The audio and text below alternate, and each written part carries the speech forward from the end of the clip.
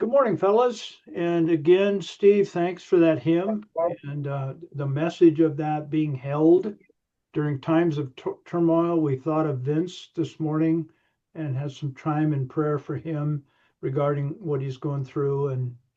And thank you for being here. We want to continue our discussions and thoughts centering around um, John chapter 18. We're just going to take one verse today, verse 28.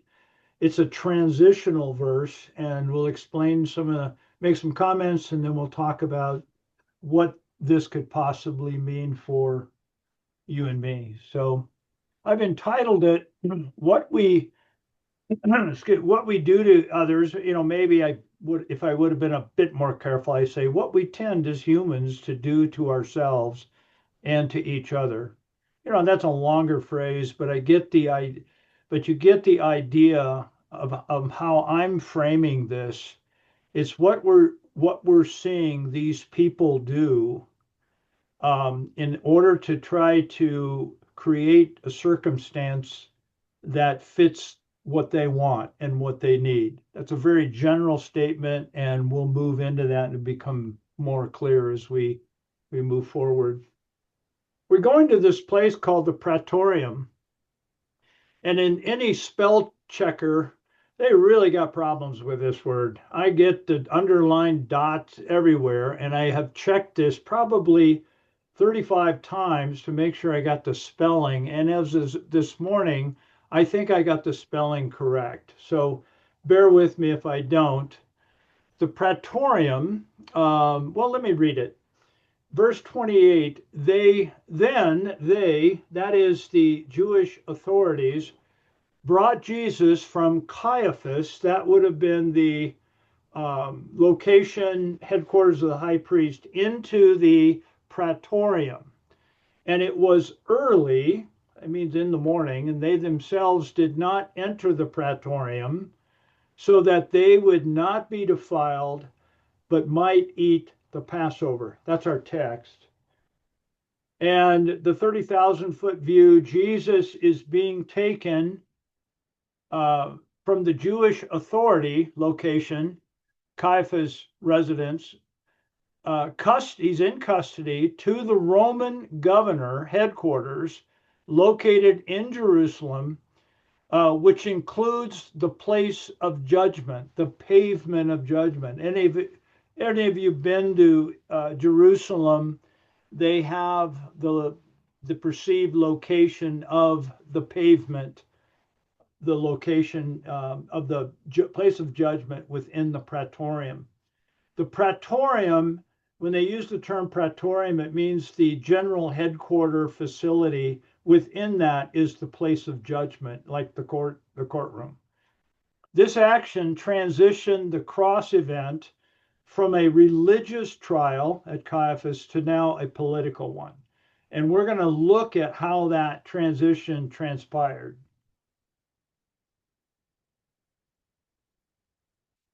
As we read this familiar narrative, we tend to think that God in Jesus is being veiled, holding back in patience, moving towards the big event. My imagery goes to Clark Kent. And at this, we tend to think that within this section of the narrative, Clark is in his press suit, and he is yet to find the phone booth to change into his Superman suit. That is, I don't know if that is how you think about it, but I have cast this entire narrative within that framework for quite some time, for most of my adult life, I think. But I'd like to suggest a different way to read it. And, you take it for what it is. Here's the however. However, we believe that Jesus is the revelation of God. John chapter 1, verse 14, and the Word became flesh. The Word is the revelation of God. And the Word became flesh at a moment in time, existed within the the body of Jesus of Nazareth as human flesh. And we generally believe that is true. I believe that, hands down. And because of that, there is no masking on the part of God. There is no in and out of deity presence within human flesh. I think that's a reasonable assumption. Jesus demonstrates 100% of the time who and what God is within human flesh. And I think that, from my perspective, is more of an accurate way to read the Passion narrative. Jesus is God at this moment, and the writer of John is showing us what and who God is like. And so I think it does us well to think of it from that perspective, and then to draw meaning from that perspective, rather than Jesus is holding out as a superhero to really get the bad guys in the end. We create those movies, he doesn't. And that is a lot of how, I think as a human being. I prefer to think about this as God being revealed in the here and now. At this juncture, we are able to identify three types of response to this truth of what is going on. And it's a bit of a review. First of all, like Steve mentioned this, we've been looking at Peter, and Peter is representing, I wanted one word, and I've got confliction. He is in and out as a follower of Jesus, and it's demonstrated by his following from a distance. And we've just seen his denials, but yet that's not who Peter is, but it's who Peter has created Peter to be. And we know there's a transformation process that is going on in Peter because he is being held, Steve, by Jesus, as we sang this morning. That is what, he is greater. It's not about Peter. It's about what Jesus is going to do and is doing in Peter. The second type of response is violence. And that's demonstrated by the Romans. They have the ultimate hammer. They are the hammer people. And brute force, judgment, violence, whatever it takes to bring about alignment. That is the Roman sector and how they're representing responses to what is going on. The third, which we're going to look at this morning, is the term manipulation. And that is demonstrated by the Jewish officials.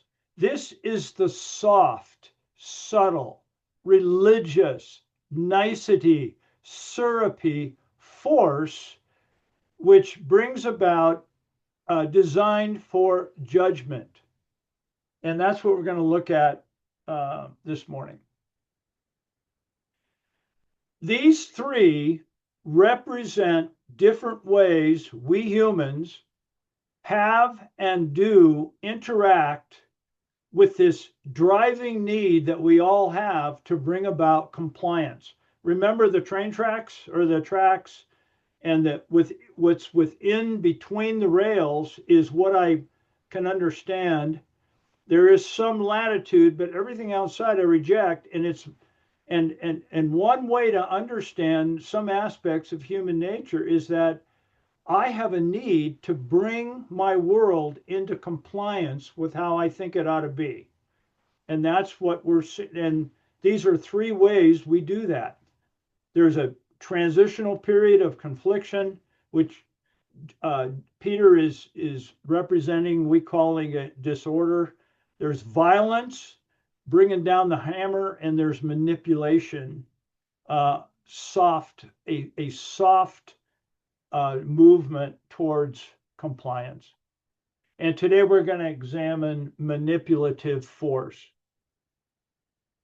So manipulative force to create alignment. This moment that we're studying here, to me, exposes some of the ugliest of human behavior. So bear with me. It's not something we were comfortable in talking about, but I think we need to look at it because it's here. And so that's what we plan to do. And in order to look at manipulative force, we've got to rewind for a moment and I'm going to build a, a way of processing this. In my mind, a logical sequence to manipulative force. First, now this is me. I believe it's a universal human tendency to shape God in our own image. When we become believers in Jesus, that doesn't mean we're exempt. I think it's all around us. And I think it's a human propensity that we would do well to embrace. And we create our image of how we think God is. We're on the target, but there's a huge amount of nuance in that, as I'll state in a minute. We fit God to our needs, our culture, our traditions, and primarily our tribal group, how we have been indoctrinated to think about how God is. This occurs, it's mostly unknowing. And if left to its own devices over time, it remains unchecked. And we take our thoughts to the grave. And to verify that, I think all we have to look at is 30,000 Protestant denominations testifying to this, primarily breaking away from the prior because they think they got a better handle on it. And it's unbelievable. It's all around us within and this is just this is in our Christian context. So I'm coming from this position and I'm stating that and submitting it to you for your thoughts. Secondly, if this is true in my life with something like a light bulb, an idea, we've looked at this in the past, let's say light bulb idea, or a person of suspect personality or behavior, or outside of my circle of comfort, when either an idea or a person doesn't fit what I think should be, I tend to use whatever power I have at my disposal to bring that idea or that person within alignment between the tracks of how I think they ought to be or how it ought to be. And I don't think this is a personality difficulty. I think it's a part of our human condition. In our story, now we're going to tie it into our story, the Jewish authorities have been dramatically offended by Jesus. They don't like Jesus because Jesus makes them uncomfortable. They didn't have the political clout to drop the hammer. They wanted a hammer and they didn't have one. So what they do is they manipulate. They're really smart. They manipulate the necessary channel of power, Romans, to get what they want, their desired result, a hammer. They don't have a hammer, so they manipulate the person with the hammer. That's how I understand what's unfolding. Because of the God they had created, the religious, because this is a universal thing in my framework of thinking, They created a God in their heads that works for them. And within that, the God they've created, ceremonial cleanliness is paramount. Therefore, they outsourced the violence that they wanted in order to accomplish what they desired. And this is all out of a construct of how what they have created in their world. God is not acting here, they are. And they are carrying it out in full acknowledgement and belief that God is in it. How deceptive, how ugly, how self-centered can this get? I think that's what the text is trying to get our attention on. So let's illustrate this idea. And we're going to go back to the tracks. Now on the left-hand side, we've got the Jewish authorities. We no longer have Peter over there like we have in the last couple of weeks, but I'm using the same imagery to illustrate the point. So we've got the Jewish authorities who have brought Jesus over to the Praetorium, which they will not enter for cleanliness and ceremonial reasons. They have a set of tracts. Within, between the tracks is their understanding of reality, and outside is everything else that doesn't fit. Just, that's a human thing. We're going to give them the benefit of the doubt and talk about them on the more benevolent side of behavior. We're going to expand their tracks, and they'll dialogue about another 15%.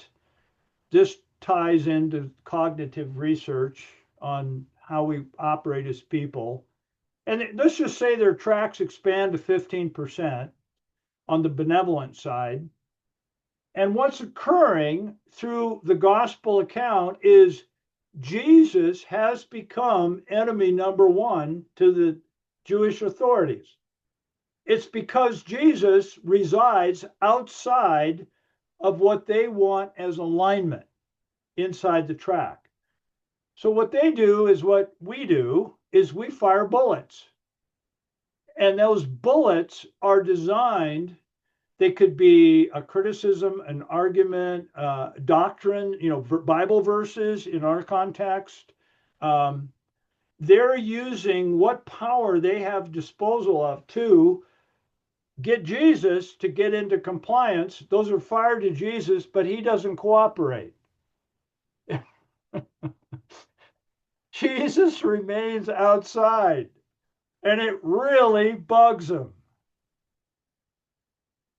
And what happens, like with any of us, when we exert bullets, we're exerting our power, which is limited, and our power becomes at a lesser state. My battery goes from 80% state of charge to 50%, say. I'm expending energy because I'm a human being limited on resource. So their resources become limited.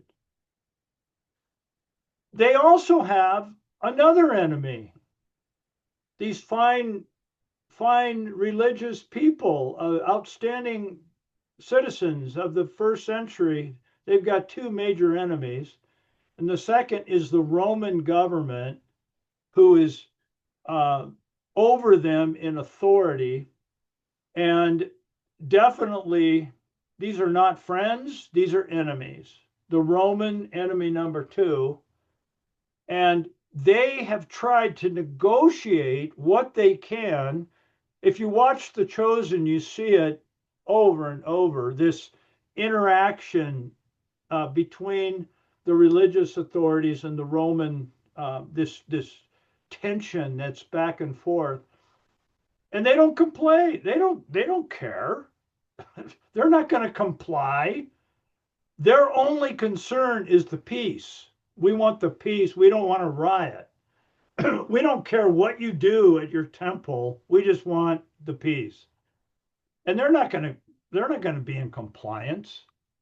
And so the power exertion further weakens. And so what do? These guys are smart. They know this mechanism that has been employed throughout history called the scapegoat method, the scapegoat mechanism. They serving within the priestly order have implemented this, have known about this. On the Day of Atonement, there is the scapegoat, and the idea being that we lay all the sins of everyone onto the goat, and the goat is released into the wilderness. That's, I think you all aware of what the scapegoat is. That's a mechanism that has been in place, and they understand how it works. It really works. If we can create an enemy, a scapegoat, where we can bring divergent beliefs together through blaming something, that will provide the peace. It happened in the first century, it happened prior to the first century, and it is alive and well all around us today. Watch your favorite news channel. It's the scapegoat mechanism. Create an enemy so we can unify. Now, what's driving this whole thing, and this is where I value Rene Girard's understanding, where and we've talked about this numerous times. I think it is really accurate to how people treat people, and how, as humans made in the image of God, we have a desire for unification. We want that because we're in God's image. And in order to get what we desire, we create an enemy to bring us together, the scapegoat. And I think it's part of human history and part of current history. So they create the scapegoat. And what happens is now the scapegoat actually sucks the Romans into into compliance with how the Jewish authorities want them to be. They want their hammer. There's no desire for unification. All they want is judgment. And so they create the scapegoat, which is Jesus. You'll see it in a minute. The enemy, say, Pilate doesn't want anything to do with it, but he says you need to deal with this. And so the Romans are actually manipulated by the Jewish authorities to get involved into something they really don't want to get involved with. All they want is the peace. So the Romans are sucked in through the manipulation of the Jewish authorities, and the Jewish authorities get what they want. Because once the Romans are involved, they're forced to deal with it. And what they do is they fire a very big bullet, their hammer. They drop it down with handcuffs and a centurion guard, and they bring Jesus into compliance. Their idea is to bring into compliance how they understand it. So it's really these guys over here manipulating these guys to get what they want. That's how I understand it. Jesus is the scapegoat. You got the idea. The Romans want peace. Whoop, that's not right. Escape. You got that. Then the Romans want peace. That's all they want. And the Jewish authorities, they want to be right. They want to be right as they see it. And that's driving this drama. Now, the Jewish authority, here's a summary phrase. Jewish authorities employ the scapegoat method to manipulate enemy number two, Romans, to arrest their perceived enemy number one, to get judgment. Now, that's one side of the formula. The other side is this. And this is what we don't want to miss. This is paramount. Every single detail of this manipulation is being allowed. It's being allowed by the Father and the Son and the Holy Spirit in complete compliance and relationship and union. This really tends to take on a different meaning of the cross. God the Father, God the Son, and God the Spirit are in absolute union within allowing this part of the drama to take place. That's pointing to something. What this means. The text, in my opinion, is crying out. The writer of John the Apostle, is saying, the text is saying, read me as a demonstration of how absolutely human absurd this is. And read me within the backdrop of God's unending, absolute divine love. These two diametrically opposed tensions juxtaposition in the same moment of time to see how marvelous his love is for us.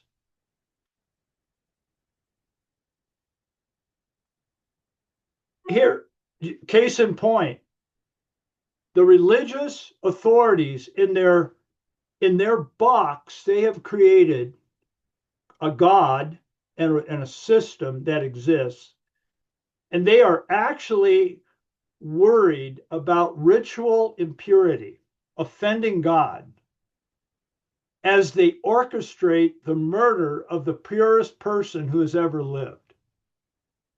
Think about that. I would label that absurd. It's off the map on being hypocritical. It is absolutely absurd. Number two, the religious authority, want to celebrate the Passover. The Passover is the spring annual pinnacle of festival, and it's a festival of liberation, remembering when God released the people out of bondage, and that's what they want to celebrate. But on the other hand, they're rejecting the very one who liberates entirely. I would label that absurd. We see the absurdity of human behavior. In contrast to that, as the other slide said, while all of this is going on, the sovereign of all that exists, all which exists, is allowing these humans to do what these humans feel they need to do. And I'm proposing this. If that's true, if Jesus is showing us what God is like, then my only takeaway can be absolute love. He's allowing this to show something. And that brings us to table time. We have before us an ancient demonstration of what's going on. I've suggested the text is read me as human absolute absurdity and read me as God's absolute divine, divine love. attention. But what we see occurring is actually it's an ancient demonstration, but I propose it's actually occurring all around us. What happens when well-meaning people of faith detach from relationship, from what is really important. Protection of perceived truth, that's where the Jewish authority is. Protection of perceived truth takes precedence over fellow passengers on this journey. Jesus stated it in another gospel like this. I tried to stay in John, but I had to cheat a little bit. He once said it like this: "You religious authorities clean the outside of the cup. Yeah, you're really into ceremonial purity here in this case, but inside your being, quite honestly, you're full of greed and self-indulgence.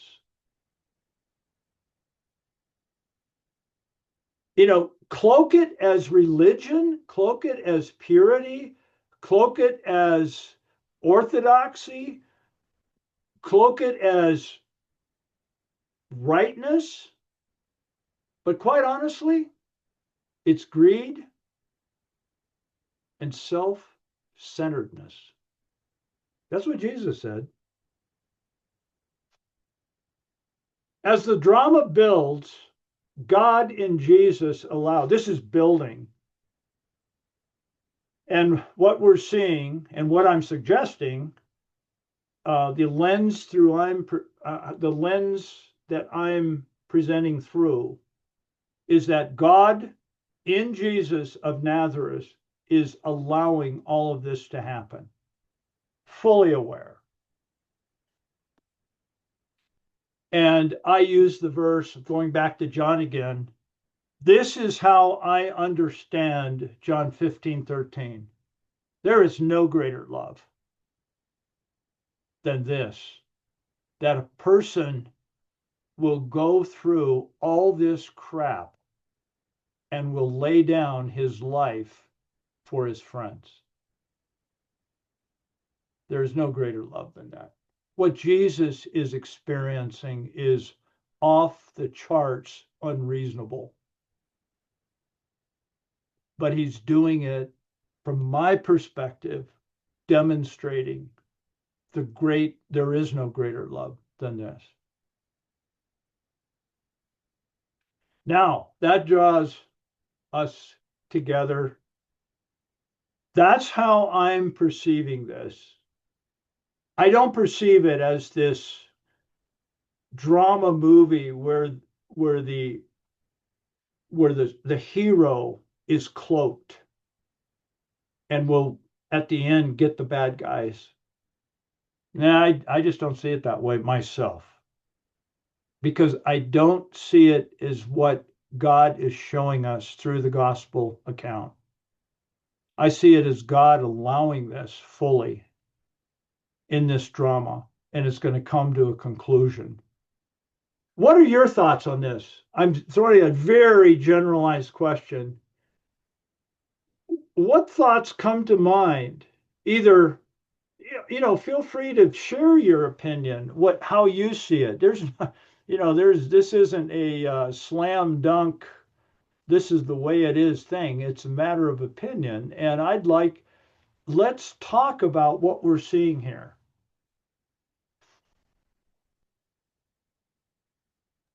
The floor is yours. Obedience is quite frequently very uneasy. Obedience? Obedience. We'd love to hear from you, Dave. Well, Jesus the man and Jesus the Son is being obedient to the Father. It's not very easy right now. No, this isn't comfortable. It's very uncomfortable. Obedience is uncomfortable many times. And from your perspective, I'm not I'm not baiting you at all, but I'd like to hear if the demonstration is obedience, yes. And what is what is the motivation as you see it? To honor the Father, What's that? to honor my Father. So you would say that Jesus is demonstrating obedience because of his relationship with the Father. Yeah. How about other guys? Thanks, Dave. What do you guys think? Yeah, I see that hand. Go, Carl. Had to get unmuted there. I forgot I was muted. Yeah, no Cut down worries. the Go ahead. background noise. I was think that what stood out to me is what they wanted. What they wanted. Boy, is that ever a human attitude that we have. At least I can claim that what I wanted, and what extremes we go to at times to get what we want. Uh, it really plays out in selfishness and got to have it my way. And it's really demonstrated in our society today by the got to have it now. Uh, Yeah, yeah. it's all over the place, and our society really conforms to, I guess, pleasing people. I think what you're referring to are the tracks, the lines, and what's in my world as compliance and what's out. I want to bring what's out of compliance. I've got this need to bring it in. Yeah, And yeah, well, I couldn't agree more. I mean, you've heard what I think. And so I think what you're saying is that whole idea of the Jews functioning from this motivation um, kind of captured you this morning, and it ties to human nature.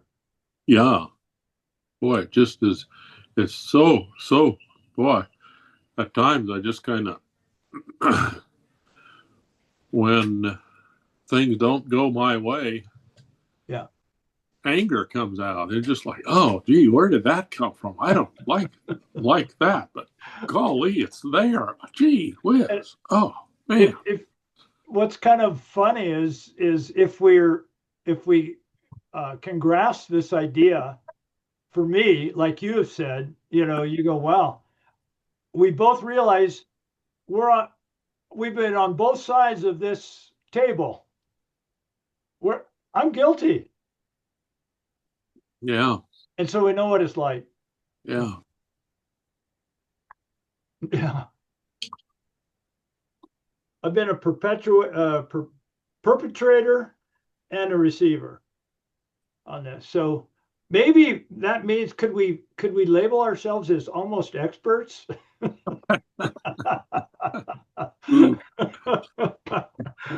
oh my. What thank you. Thanks, Carl. What are some other thoughts here? Dave has mentioned honor. Carl has talked about how, wow, this is really a commentary on society today. What are some other you guys? What do you guys think? I've been thinking about the fact that Jesus was in 100% alignment with the sovereign God, with his Father, and they were on a mission. They have to reclaim creation the way God intended it. It's the passion is an act of redemption, and that's the plan that existed from the beginning to how to reclaim creation. Yeah. And it really, uh, I think, just adds to what you've been saying about divine love, the love that comes through, that he would lay down his life. Yeah, I mean, you're a big picture guy, Bob, no question. I mean, I've known you, we've all known you that, and you're looking at the future of, I think we embrace the idea that God has there is a restoration that's occurring. We're looking at now the vehicle. What does this mean? And you've mentioned the unity of the Trinity, and that has become a really big deal to me. For a lot of years, I perceived it as more this split. Jesus, go get your shoes on. You got to go do something. Really? Well, okay. You got to go fix this thing. I'm really seeing it more now at my age as a unified movement on the part of God, Father, Son, and Spirit in complete union with each other. And the primary motivation, well, I would call it the exclusive motivation, is divine love. Now that is a different, that's, it's certainly different than what I looked at it 20 years ago, but it's a way, may not be the way, but it is a way to look at, and you're expressing that very same thought. Mm-hmm. Yeah. You know, when Jesus was in the Garden of Gethsemane, he knew what was ahead of him. Yeah. Father, let this cup pass from me. Yeah. He knew the pain that he would go through, but it was part of fulfilling the mission of not being defeated by Satan. Yeah. Yeah. Boy, there is so much mystery in that. Father, if there's any other way, let this, yes. And of course, we embrace Jesus as entirely divine, entirely human. How that interplay is a huge mystery. My mind keeps going to the cross where he says, "And Father, please forgive them. They have Yep. no idea what they're doing." And I go to that quite a bit because I think that is a generalized commentary on well-meaning people throughout all of history. What we tend to do to each other is a demonstration we lose sight of what is really important to God. Mm-hmm. Yeah. And I don't think anyone's exempt.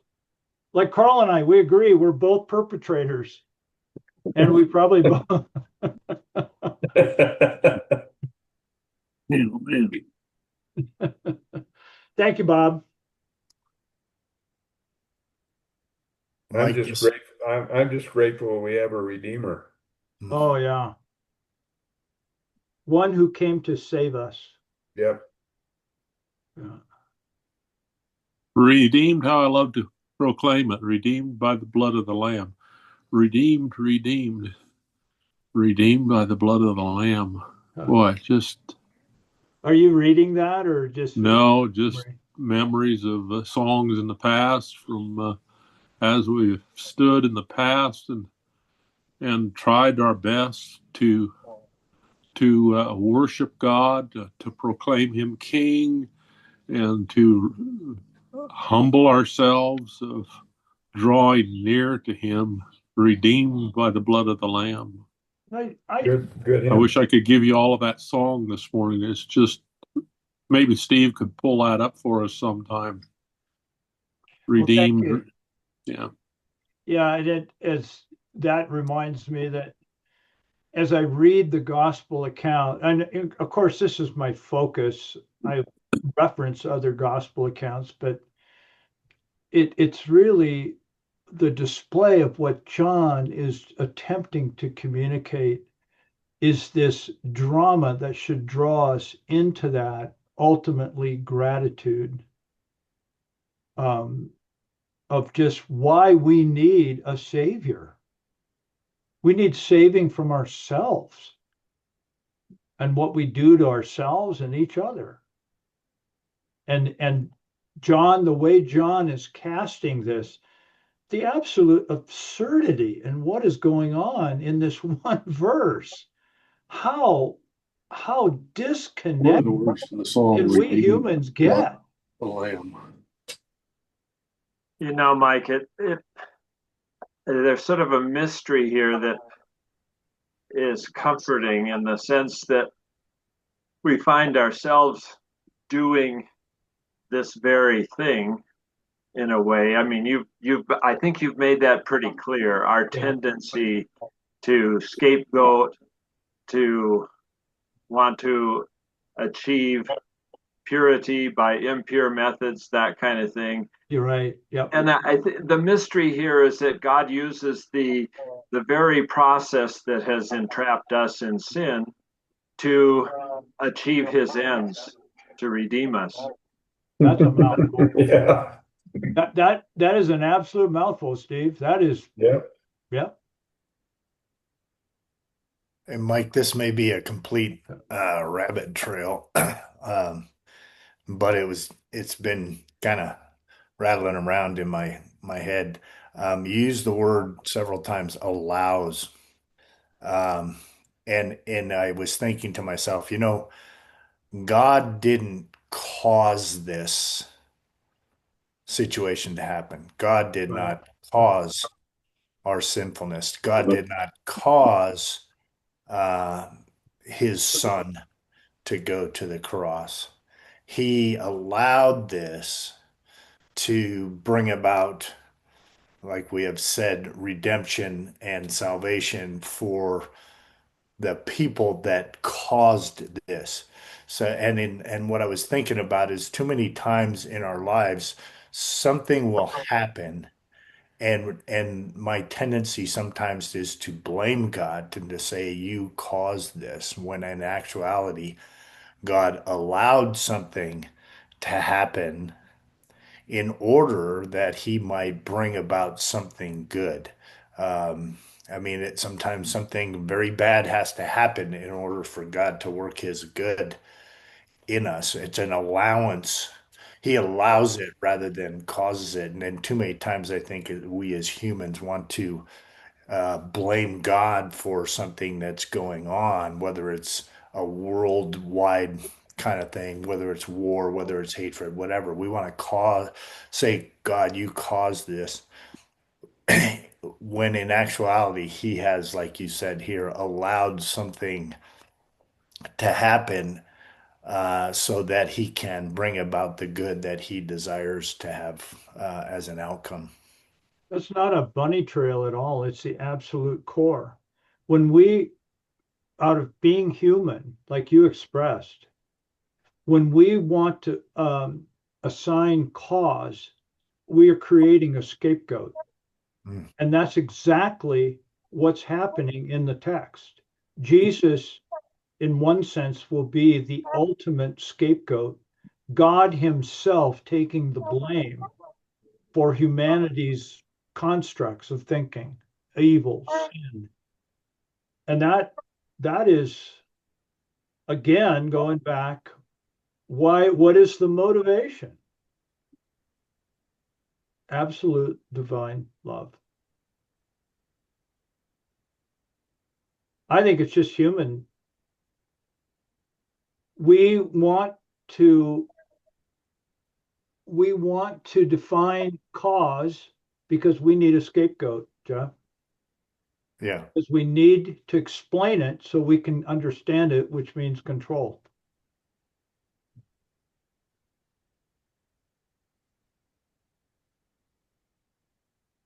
More and more to me, what it means to be a follower of Jesus is allowing is the embracing that life is not perfect and no one is exempt, including me. But Mm. but the promise, the absolute promise that He is with me. Oh, we sang about this morning. He holds me Mm. regardless. Yeah, the other thought I had too was um, how much of my life, our lives, is cleaning the outside of the cup? How much of my life is focused on trying to look good Yeah. and be acceptable to people around me when the inside is Yeah. still a big mess, you Right. know? When, is Christ talking to me when he says, "Yeah, you're cleaning up the outside of the cup, Jeff, but what I really want you to do is let me clean up the inside of the cup." That's what I'm more concerned with in your life, Jeff. Don't focus on looking good to the world and letting people have a good opinion of you because you've cleaned up the outside of the cup when you know in your mind and heart that the inside's still kind of a mess. Yeah. I'm chief of center on that one.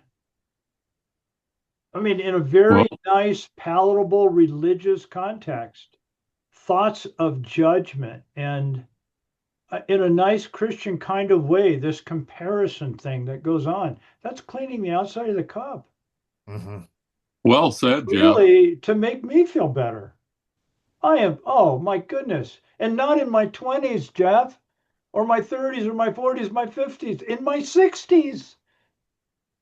Yeah. I don't know if I can't think of a time in my 70s, but I'm sure it's there. Yeah, I think With us. Jeff really hit that good.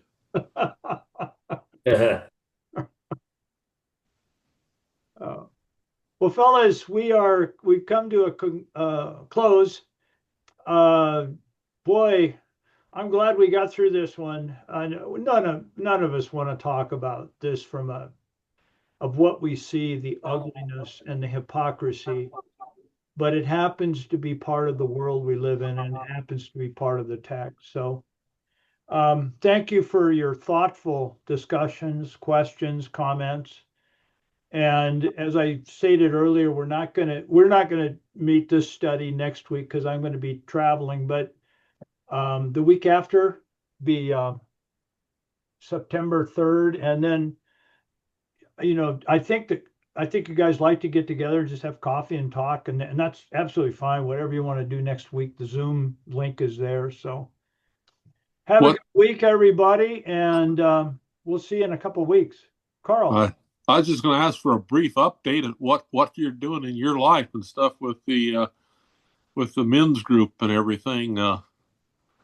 Let me get in. I've got to Some run, Carl. I Okay, don't mean to shut you off at all, but that's fine. I need to get out the door. So let's talk about that at a later time. And Yeah, update us. We'd like to find out what you're doing. You've done so much with these men's groups around here and back east and stuff. Would love to have an update.